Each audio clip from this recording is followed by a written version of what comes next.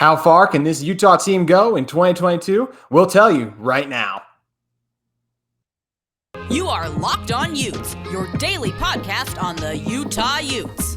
Part of the Locked On Podcast Network. Your team every day.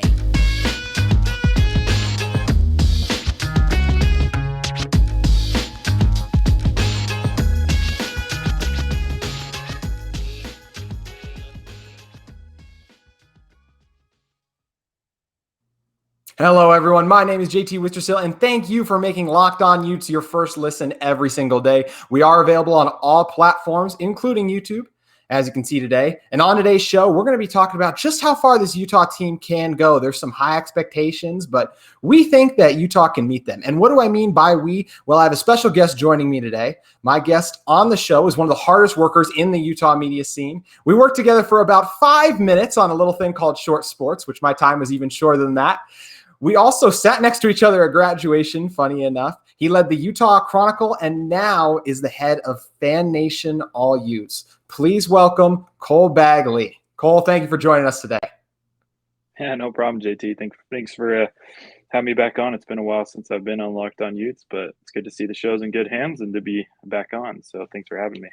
Of course. Yeah, you were on with Brian a ton, and we're excited to get you rolling with what will be multiple appearances as we get going into the fall. But so let's get into it. We're going to first topic we're going to talk about today is can this Utah team win the Pac-12? And I'll go first. They can absolutely win the Pac-12, of course, as a team that won it last year and has a ton of guys returning. Get the returning quarterback, you get the returning running back, and we're actually going to touch on something with Tavion, who got named to a special awards. We spent the last few days talking about the awards, the preseason watch list awards that Cam has been racking up. This is one of the best tight end duos in the nation. Georgia fans might say otherwise. They might think they have the best. Of course, we here at Utah think we got those two guys. Devon Bagley, of course, is going to really step up this year at the receiver spot. Cole, a guy you know very well. And defensively, yes, losing Devin Lloyd hurts, but I think a guy like Lander Barton is going to be the breakout player on this team. Junior Tafuna won Pac-12 Defensive Freshman of the Year a year ago. I expect Lander Barton to step in and win that award this year. There's some other really good, fun, and exciting linebackers on this team to go along with Karene Reed. We know how good Clark Phillips is. Already mentioned Junior Tafuna, Van Fillinger. This team is well coached. I think top to bottom, they have the star power. They have the best roster in the pack, and I expect them to repeat as Pac-12 champs down in Vegas later this year. Yeah, I'd agree with you. I mean, do I think that they're a lock for the, to win the Pac? Not exactly. It's going to be tough. It's not going to be, waltzing in. I don't expect them to blow out, teams like USC or Oregon again this year. But I do expect them to be very good. And my expectation is a Pac-12 championship. Does that mean it's going to happen? Not necessarily. Like I was saying, it's going to be tough. There's a lot of good teams this year, just like there always is. But especially there's a really good team in Southern California who wasn't so good last year. What they've been able to do in terms of the transfer portal, the team that they've that they've built over there. USC is looking good, and Oregon's going to compete every single year. And I've actually been really impressed with what Arizona has been building. They brought in, a transfer from Washington State, Jaden DeLora, and their recruiting has actually been phenomenal. So not necessarily a team that's going to compete, but a team that could be a dark horse. That's a team that I'm circling on my schedule and saying, we got to make sure we show up this game and that we're not upset, right? That's a team that if you overthink them or overlook them, they very well could beat you.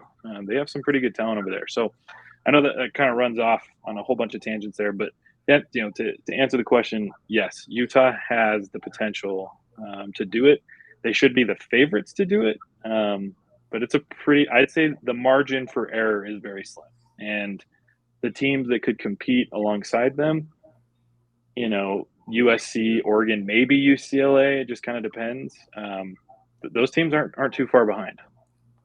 Mm-hmm. No, 100% agree, especially with some of the things you mentioned about USC right there. And speaking of USC, I think that's a team that, Lincoln Riley, Caleb Williams, these guys are really competitive. I think they want to win a Pac-12 championship before they exit the Pac, which is something we've been talking about all week here on Locked On Utes is that eventual departure of UCLA and USC. But yeah, I think that teams are going to be hungry, and all it takes is those slip-up games, kind of like you mentioned. And that's going to be, in our next segment, we're going to talk about, can this team make the college football playoff? And that's something where your margin for error is even slimmer. I mean, college football by far has the slimmest margins when it comes to postseason play. I mean, you lose 2 games and you're out of any kind of college football playoff contention, and even having multiple losses in your regular season can make it hard sometimes to make your conference championship, depending on the kind of year it is. And I think you're absolutely right talking about some of those things. And you mentioned like the kind of the what this team is going to need to do in terms of the consistency as well. But who are the couple of the guys on this team that you kind of expect to step up and help them reach that goal of another Pac-12 championship? Yeah, I mean, kind of what you were talking about earlier before I answer that question. A lot of guys returned. A lot of very high quality, high production type players. Obviously you lost some notable names. You lost Devin Lloyd. That one hurts. That one stings. You're not going to replace Devin this season, but you've got some guys that aren't too far off that have the potential to reach that. And what I'm really impressed with, and what makes me feel like Utah really can repeat as Pac-12 champions, is the depth of each and every single position group. I really don't see a group that's weak. I would argue too that this team might have the most depth overall in each group than any other team we've ever seen before. But to answer your question, guys that I think are ready to kind of step up to that next level, my guy Crene Reed, I think he's ready to take it, to that next step. What we saw from him last year was phenomenal.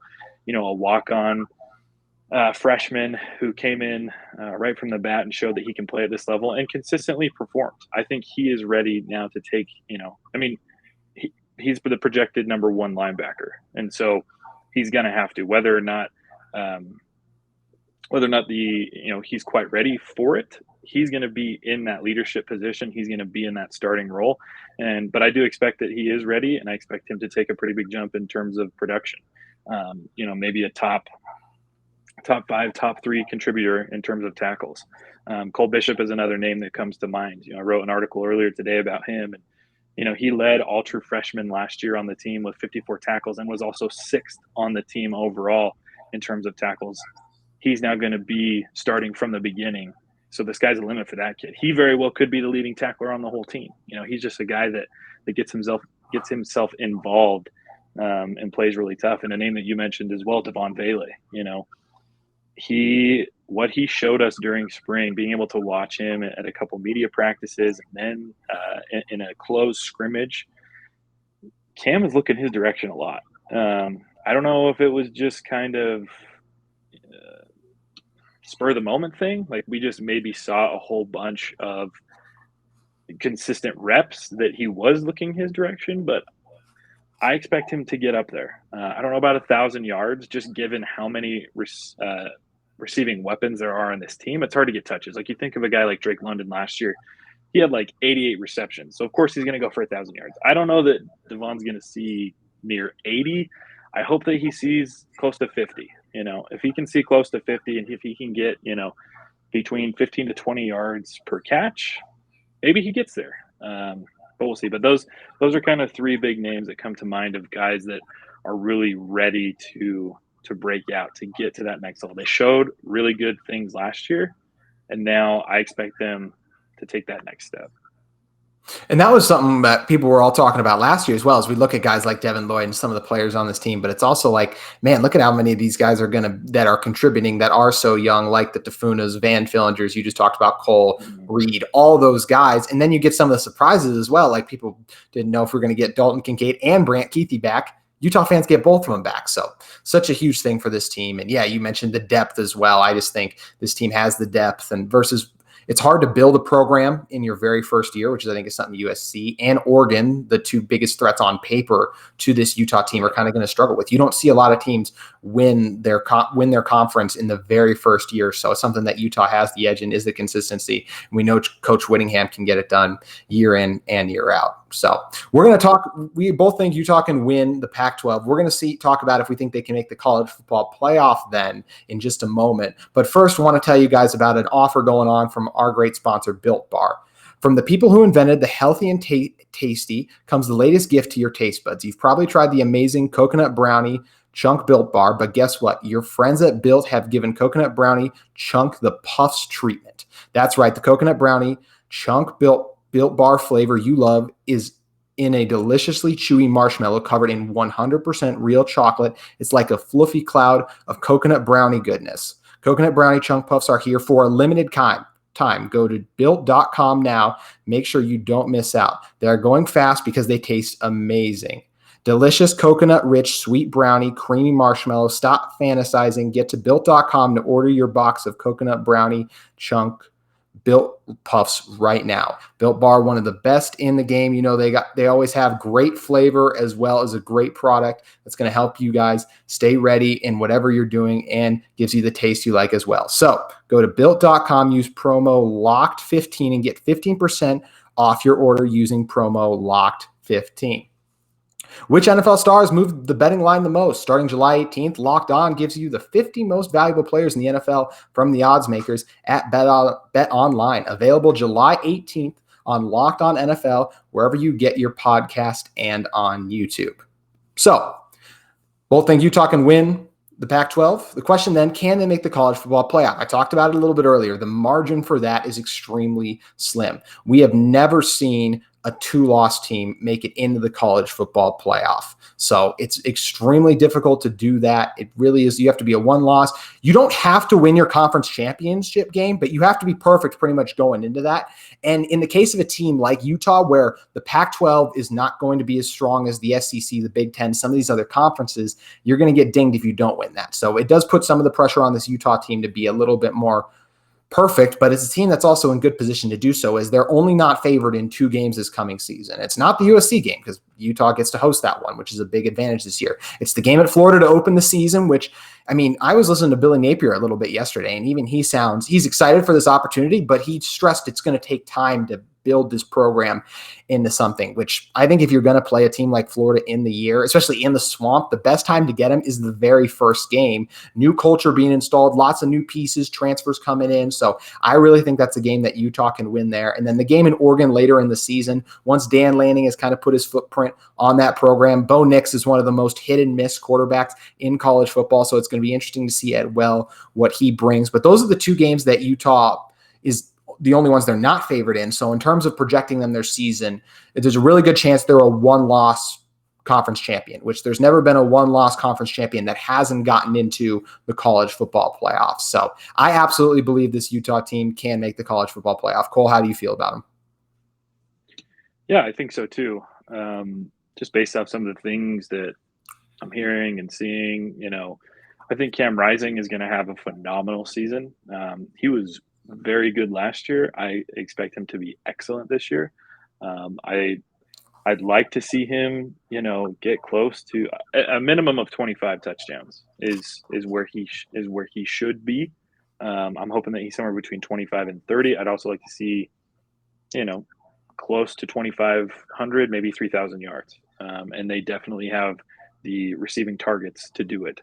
The college football playoff is going to be a tough thing to get to. Like you said, we haven't seen a team with 2 losses make it. And there's 4 games on Utah's schedule that could potentially be troublesome. Just like you said, Florida, that's a tough one. I love it. I mean, I love the fact that Utah has the confidence and they want to show the world what they're made of by going in week 1 and playing an SEC team on their home field. That's a tough thing to do. Doesn't matter who the SEC team is. Yeah. Is Florida a top SEC team? No, they're not right now. But they're still an SEC team. They're still a national championship program. And they still get, you know, a lot of the top recruits in the nation. And so but what makes that difficult is it's game 1. Doesn't matter how good you are. Game 1, I've heard from a lot of the players, the toughest game of the year is often the first game because you're figuring each other out. You're trying to figure out the chemistry. You're trying to figure out, you know, how you play off of each other, how you play together, you know, what plays work. And you're not really in a rhythm yet, right? I mean, Utah showed last year what rhythm looks like. You know, they won a whole bunch of games in a row and it was really tough to stop them. And so Florida is a game for me that's going to be tough. I think the Utes can come out on top of that one, but if they lose week one, it shouldn't surprise anybody because it's week one and it's an SEC team. So Florida is one to keep an eye on. The other three games, it's going to be UCLA, USC, and Oregon. I mentioned those programs earlier. Those are the programs that I really think could also be playing for a Pac-12 championship this year. And I saw an article the other day talking about if UCLA is going to compete for a Pac-12 championship, they obviously don't have very much time left to do it, but it's going to be this year, right? With their quarterback situation, DTR, he's looking good. I was looking over his stats last year. He was phenomenal. I think he had almost 2,500 yards passing, and he also had 30 touchdowns combined through passing and on the ground. He is very good, and he didn't play against Utah last year. That's the one game that he missed. So what is he capable of when he plays the Utes? We'll see.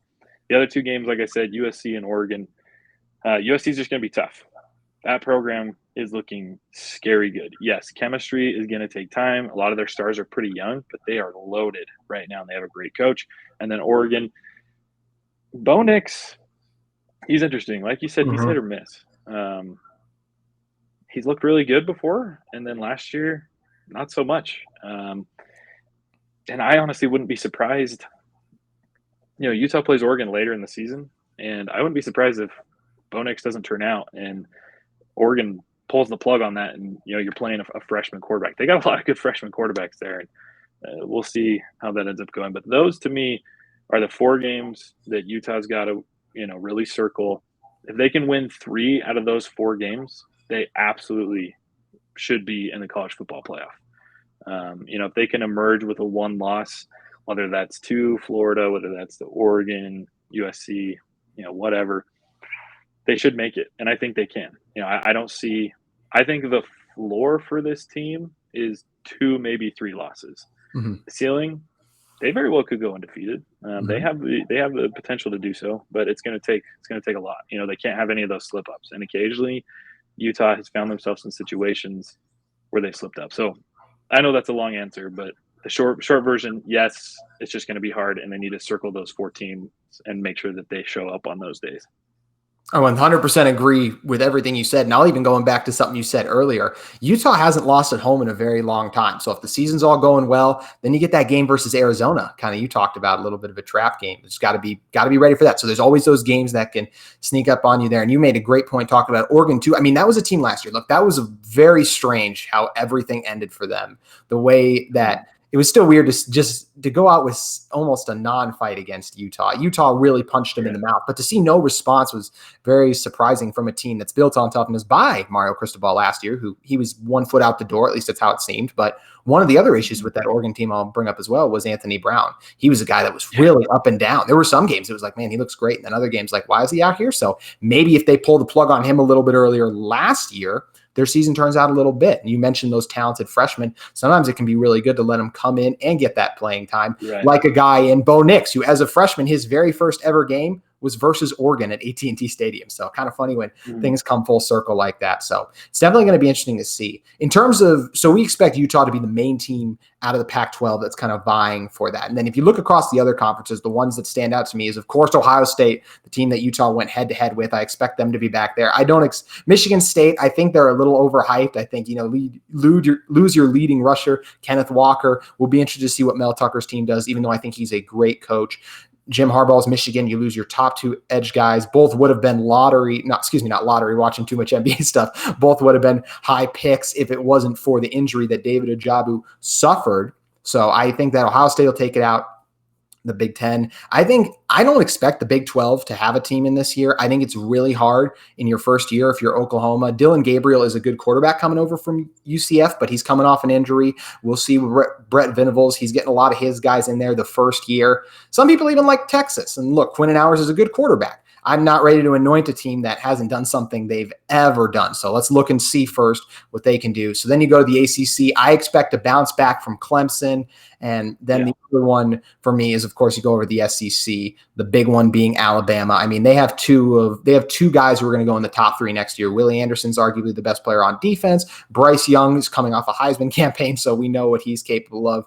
Georgia, look, a lot of people expect Georgia to be right back there. Personally, I want to see it first when you lose that much talent on defense. They haven't made the playoffs in back-to-back years under Kirby Smart. So I'd like to see them do that first before we automatically assume, oh, they'll be back. And I'm still not the biggest Stetson Bennett guy. I think in an era where we've seen great college quarterbacks win the college football playoff, Stetson Bennett is the worst of that bunch. He's a fine quarterback, but I just don't see him as a repeat guy. So it'll be interesting to see if that team can reach back to that point. And the last one I'll throw in there for me is Notre Dame. But I think it's really hard, once again, in your first year, like Marcus Freeman's in, even though I think he's an outstanding coach too, to do it again. So in the end, I expect Utah to be right in play for those Final Four. Were there any other teams, Cole, that you think are big threats kind of to the playoff outside of Utah?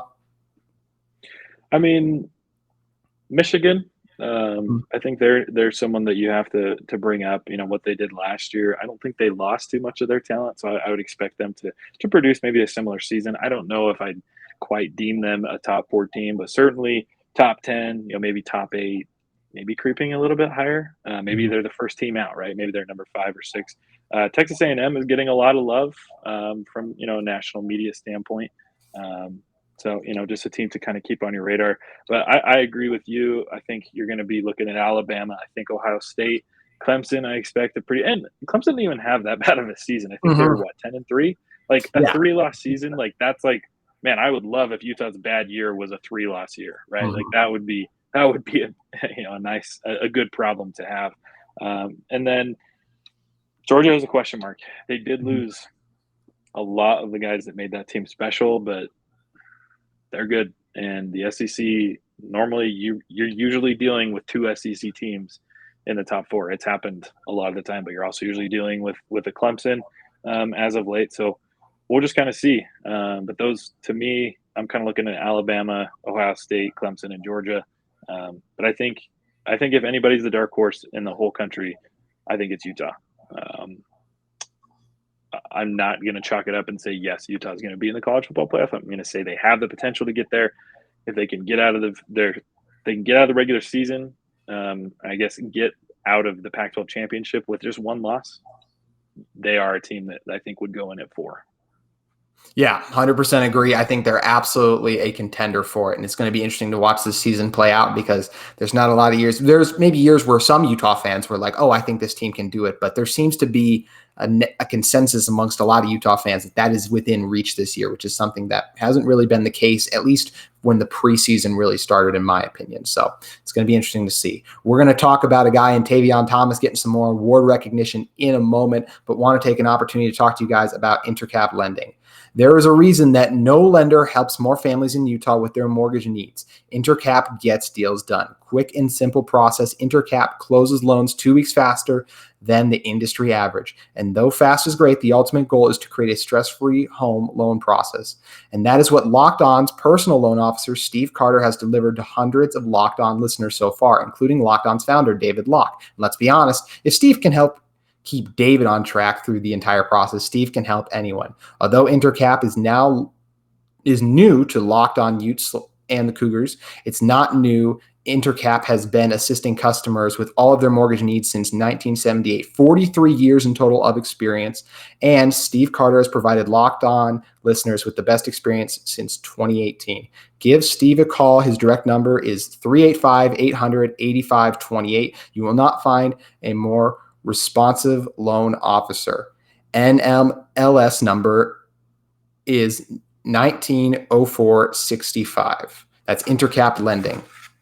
All right. So for Utah, it's been a good week for Cam Rising. Maxwell Award, Davey O'Brien Award. It's been a fun one, but there's also someone else who got named to the Maxwell Award, and that's Tavion Thomas, who was named to the 2022 Doak Walker Award watch list. And this isn't a surprise. There's 70 names in total on this list. And of course, the guy who was the top running back in the Pac-12 a year ago is going to get this distinction and honor. But I more so want to use it on just to get as a reason to talk about Tavion and the kind of season we expect him to have again. It took him a little bit to kind of sort out those fumbling issues as a lot of the Utah running backs struggled with last year. But when it came together, man, did it came together. And that him paired with that talk. The thing I like the most about Tavion is think he has really good vision, and when he hits a hole, he just explodes. He's also pretty strong. You don't see him get taken down by arm tackles, which is a large reason whenever there was a hole created by that offensive line last year, a lot of time it led to touchdowns. And we saw him have 2 games with over 3 touchdowns last year, of course, the memorable one at Stanford and that UCLA one as well. So we know he's explosive. He's the guy right now going into games. We'll see guys like Jalen Glover, Mekhi Bernard can still contribute, but he's the unquestioned number 1 at the moment, and I think there's a really good reason he's on this list. Yeah, he absolutely deserves to be on the list. I expect him at a minimum to be a top 10 guy by the end of the season, potentially top 5. He is a special breed of running back, I think, because of his size. He reminds me a lot of actually Derrick Henry.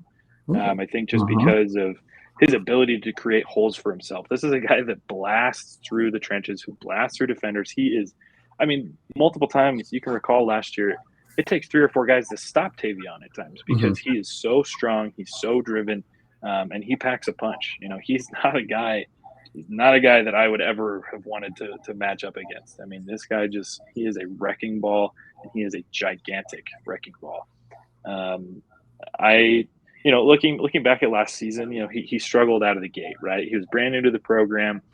I think his confidence was shaken a little bit early on. He sat a couple games, and he comes back, and he finishes as the best running back in the Pac-12 and one of the best in the entire country. So I expect if he didn't have any fumbles, after early on in the year, right? So if ball security is not an issue for Tavion and his confidence remains high, this is a guy that could go for 25 to 30 rushing touchdowns. It is what it is, and maybe 1,500 yards. I think he has that in him, just given what he did in not as many starts, right? I mean, he started the last 9 games straight. He scored a touchdown each and every one of those games, multiple games with, 3+ touchdowns.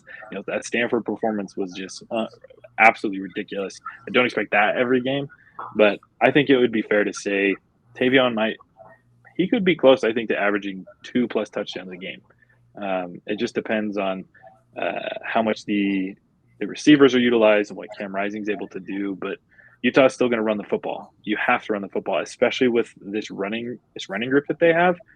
It should be a 3-headed monster, just like it was last year.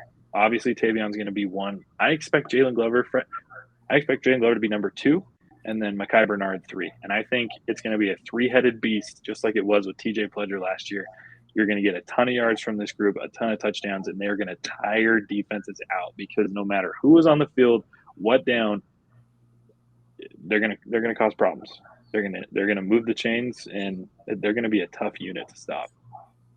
Yeah, it is going to be a fun 3-headed monster to watch, as you were talking about. And yeah, Tavion has a chance to have a great season. And you mentioned those yards, 1,500, very well in reach for him. I think the biggest reason he came back is because you just mentioned 1,500 yards in general. He wants to boost those receiving yards. He only had 3 receiving yards last year, which if you're trying to make it to the next level as an NFL back, you got to boost those numbers in the passing. So I'm sure that's something he's been in Coach Ludwig's ear about it, as well as trying to get more involved in that. But you mentioned there's some other really talented receiving backs as well in this roster. I mean, talking about the Rose Bowl, Mekhi Bernard had probably the best catch we saw from a Utah running back last year, and a guy like Jalen Glover, who I think is just going to excel in any asset of the game, as you've kind of talked about, Cole. And yeah, he's going to be a special player, but big honors for Tavion. And speaking of that Rose Bowl, Cole, I know you talked with one of the breakout stars from that Rose Bowl recently in Bryson Barnes, and you and Devon Bailey, as well as he was on Devon Bailey's podcast. What do you think of Bryson?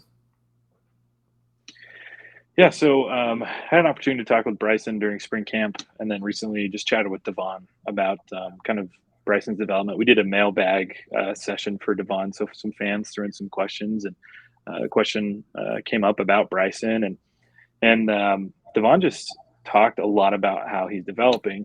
Before I get into that, it's crazy what happened in that game. Nobody really knew who Bryson Barnes was. They didn't know where he was from. Turns out he's a walk-on. He comes in, he orchestrates an incredible drive down the field, throws a 15-yard touchdown pass to Dalton Kincaid, ties the game up. Obviously, Utah loses, but it was just kind of like, what just happened? And then talking to him about the experience was incredible during spring. And he was a popular guy. A lot of people were wondering, okay, who is this kid, right? I mean, you can't help but ask that question when a walk-on from Southern Utah comes into the game and looks like a veteran quarterback. And watching him during the spring, during media availabilities, closed scrimmage, and then of course the spring game, I was blown away. Utah's quarterback room is getting deeper. They've got a lot of talent in there. You got Jaquindon Jackson. You've got 4-star Nate Johnson. You've got a 3-star, almost 4-star commit in Mac Howard next year. And then Brandon Rose, who's in the room as well, 3-star quarterback. This might be the deepest the room has ever been. And people are questioning, well, how good is Bryson? My own opinion, I think he's going to be number 2. I think this is going to be the guy that wins the backup spot behind Cam. Obviously, you hope that Bryson doesn't really have to see the field outside of maybe a blowout situation where you need to throw him in for some reps. I don't want to see Bryson in a situation like the Rose Bowl again. I trust him if he has to go in, but I don't want to see him simply because I don't want Rising to get hurt. And I also don't want us to be in that situation where we're depending on anybody but Rising this year. Rising's the guy, and he's the guy that's going to take the Utes to the promised land again. But Bryson is fantastic. I think, and speaking with Devon, he said he has come so far. And to quote him, he said he is looking really damn good. That instills a lot of confidence. So just kind of going based off what Devon, what I had heard from Devon and what I'm hearing from some other sources and whatnot, I think Bryson's going to win QB2. And I think he is a formidable quarterback to be able to do so. I think he's a better passer than Jaquindon Jackson. I do think Jaquindon's a better athlete, but Bryson shows that he can run, he can move the ball with his legs, and he's not afraid. Devon also said something to me as well. He's like, Bryson wrestled in high school, and you can tell. He said he was taking tackles and hits, and Devon said, I thought to myself, there's no way this guy's a quarterback. So I would say don't sleep on Bryson Barnes. He is a very gifted quarterback with an incredible work ethic. He's had to work for everything that has been presented to him. And I expect him to be QB2 this year. And maybe, moving forward, don't be surprised if we maybe see him as the guy after Rising leaves. That would be, and you mentioned all the talent kind of coming up and some of those really high recruits as well. So that would really be something, but it's also something where Utah fans, if Cam Good does go down, or maybe he needs to take a couple of series off, gets evaluated for a concussion or something, Utah fans don't have to panic because you got a guy in Jaquindon who's going to come in some of those packages, probably in the red zone like he did last year and can still get things done. And a guy in Bryson Barnes who, a lot of times when backup quarterbacks come in, we ask, is the moment too big for them? Well, when you come into a situation like that in the Rose Bowl and do what he did, then I think you're ready for just about anything. So I think that's really true. And when you get the confidence from a guy in Devon like that, it's absolutely huge. And I mentioned earlier, I thought Lander was going to be the breakout on this team, especially on the defensive side. If you're looking at the offensive side, I think that's Devon as well. And he's in for a huge season. And yeah, it's going to be fun to see what the future for this Utah team holds in terms of that quarterback position. And speaking of futures, Cole, kind of tell everyone what you have coming up with FanNation Utes. Yeah, we got a lot going on. We've been doing a lot of podcasts with these guys. We've got a couple NIL deals going on with Crane Reed, Jalen Glover, Devon Bagley. So we've been releasing podcasts every week during the course of the summer. We're also going to be sponsoring a golf event next Saturday, so the 30th of July. It's called Across the Green. We've got about 25 Utah players, guys included Cam Rising, Crane Reed, Devon Bailey, I believe Cole Bishop, a couple other big names that are going to be or fans can purchase tickets to golf with these Utah football players. Like I said, there's about 25 guys. I believe the deal is you pay $300 for a group of 4, and then you get to choose. A player is chosen for you that you get to go ahead and golf with. So should be a great time, should be a lot of fun, especially with fall camp less than 2 weeks away, which I can't believe we're even saying that. But it should be a lot of fun to kind of get what I've really loved about these NIL deals is it kind of gives you a chance to get to know these guys on a deeper level, right? They're no longer just a name and a number on the field that's beneath a helmet. They're a human being with interests and passions outside of football. Some of these guys are married, some of these guys are having babies. Like, it's just so fun to get to know who they are on a personal level, because it makes me appreciate who they are in the field even more. So yeah, a lot to look forward to. Like I said, we've got our podcast on the FanNation AllUtes channel. You guys can check that out. And then, like I said, we're going to be sponsoring that golf event Across the Green, which you guys can find on Instagram and Twitter. And they're still taking signups. So run on over there, sign up, and golf with, your favorite Utes. Yeah, that once again, like Cole said, Across the Green, and go check out those podcasts as well. These guys are obviously great players, and they have some amazing stories to tell as well from the experiences throughout their life and, of course, during their times as a Ute. Make sure you guys go check out Cole on Twitter. It's at Bagley_Cole. I'm JT Wistrcill. My Twitter is at JT Wistrcill. Make sure you guys follow our Locked On Twitter channel as well, at Locked On Utes. Before you guys jump off, we once again thank you for making Locked On Utes your first listen every day. But if you guys are looking for a second listen every day, make sure you check out Locked On Pac-12. Make it your second listen every day as host Spencer McLaughlin and local experts of Locked On take you across the Pac-12 in 30 minutes. Make Locked On Pac-12 your second listen. We will be back tomorrow with our Friday show. Big thanks to Cole Bagley for once again joining us. Have a great Thursday, Utah fans.